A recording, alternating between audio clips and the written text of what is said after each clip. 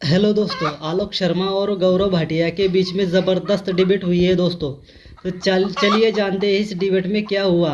Video last तक देखना और चैनल को सब्सक्राइब ज़रूर करना दोस्तों। तो चलिए हम शुरू करते हैं इस वीडियो को। पिक्चर चालू करो बे। अरे क्या बालक है ये बालक बुद्धि है। ये कहीं भी पहुंच जाता है, डर नहीं लगता इसको। और देखिए, जैसा नेता झूठा वैसा प्रवक्ता झूठा। चुनौती देता हूं आज तक पे चुनौती। इन्होंने कहा जब हाईकोर्ट का जजमेंट आया, हम सब जानते हैं वहां पे कानून व्यवस्था बिल्कुल ठीक थी। हाईकोर्ट का एक जजमेंट आया, उन्होंने कहा एसटी स्टेटस दिया जाएगा। हम तुरंत जो है सरकार सर्वोच्च न्यायालय गई और ये यहाँ झूठे बोल रहे हैं कि सरकार चाहती थी दंगा हो, इसलिए सर्वोच्च न्यायालय नहीं गई। अब ये चेक कर ले गूगल बाबा, बालक बुद्धि से पूछो सही बोल रहे हैं या गलत। तो झूठ मत बोला करो। एक सेकंड में आपको टोक रही हूँ, एक सेकंड में टोक रही हूँ गौरव जी। देखिए उस फैसले को देखिए, जब आप उनके नेता पर इस तरह के शब्दों का इस्तेमाल कर रहे हैं तो फिर तैयार रहिएगा, क्योंकि उस तरफ से भी इसी तरह के शब्दों का इस्तेमाल होगा। फिर शब्दों की गरिमा दोनों तरफ से गिरेगी।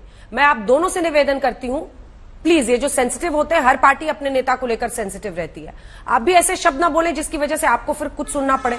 इसलिए आप प्लीज शब्दों की मर्यादा रखिए। आप उनके नेता का नाम लीजिए, बोलिए, लेकिन ऐसे शब्द मत इस्तेमाल कीजिए। मेरी एक आपसे गुजारिश है। बार बार बालक बुद्धि कहना आपने भी उनको रोका।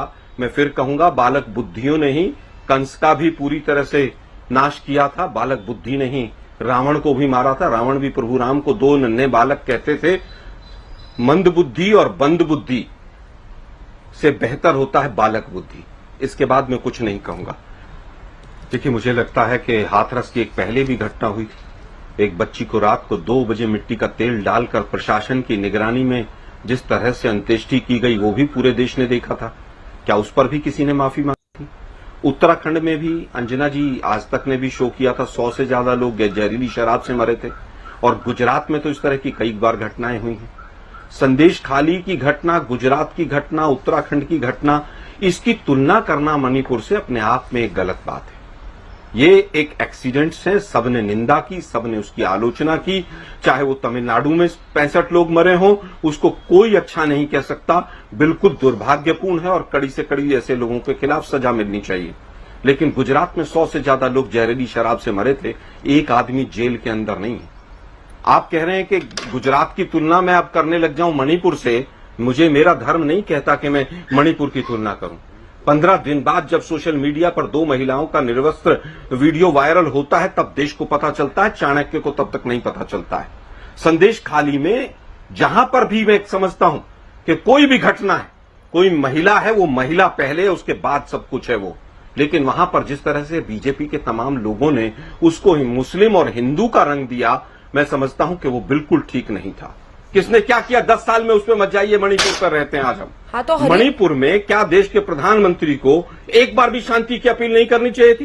क्या आप ये सवाल गौरव भाटिया जी से पूछेंगे? अभी पूछिए। 1000 बार हम लोग पूछ चुके हैं। मैं शांत बैठूं। 1000 बार पूछ चुके। अब बैठिए शांत, ठीक है? शांति से सुनिएगा। आप पूछिए ना अभी कि देश के तो प्रधानमंत्री ने शांति की अपील आज तक क्यों नहीं की? मैं तो आप ये सवाल अपने मुंह से पूछिए। अभी मैं तो, आप मेरे शब्द नहीं तय करेंगे, आप मेरे सवाल भी तय नहीं करेंगे। वो जमाना गया, वो जमाना गया। मेरी बात सिद्ध हो गई कि आप नहीं पूछ सकती। बिल्कुल, ये वो जमाना गया, वो जमाना गया, वो जमाना गया। आलोक शर्मा, आलोक शर्मा नहीं पूछ सकते आप लोग। शुरू से सवाल उनसे पूछ रही हूँ, लेकिन आपकी दिक्कत क्या है ना कि आप चाहते हैं कि हम लोग कांग्रेस का झंडा हाथ में उठा लें। वो नहीं हो पा रहा। मैं बार बार, मुझे नहीं पता आज क्या सोचकर आप आए हैं। आवाज नीचे कीजिए इनकी। मुझे नहीं पता आज आप क्या सोचकर आए हैं, क्यों शुरू से आप कम्बैटिव मूड में हैं। लेकिन देखिए, मौका आपको यहीं पर मिलता है बोलने का। बाकियों की कुंठा आकर रोज आप लोग हल्ला बोल में निकालते हैं, फिर कहते हैं हम आज तक के लिए नहीं कह रहे हैं। आज तक के लिए नहीं कह रहे हैं तो आज तक पर बैठकर मत बोलिए। दूसरे के लिए कह रहे हैं तो वहां जाकर बोलिए। ना हमारी जवाबदेही और जिम्मेदारी बाकियों के लिए है, ना हम उनकी तरफ से जवाब देंगे। और अगर एकमात्र कोई चैनल था जिससे रिया चक्रवर्ती का इंटरव्यू दिखाया, तो वो भी आज तक ही था। हम दोनों पक्ष को दिखाने में यकीन करते हैं। आप क्या हमसे सवाल पूछेंगे? हाँ, आपका झंडा नहीं उठाएंगे और आपके शब्द आप मेरे मुंह में नहीं डाल सकते हैं। अब अगर आपकी और मेरी तू मैं खत्म हो गई हो तो वापस विषय पर आते हैं। और सभी लोगों से मेरा यह निवेदन है कि जो प्रश्न आपके मुझसे है या मेरे चैनल से है वही आप यहां पर पूछे। दूसरों का जो बैगेज है ना, वो लेकर मेरे शो पर मत बैठे, क्योंकि मेरा और मेरे दर्शकों का टाइम बर्बाद होता है सर।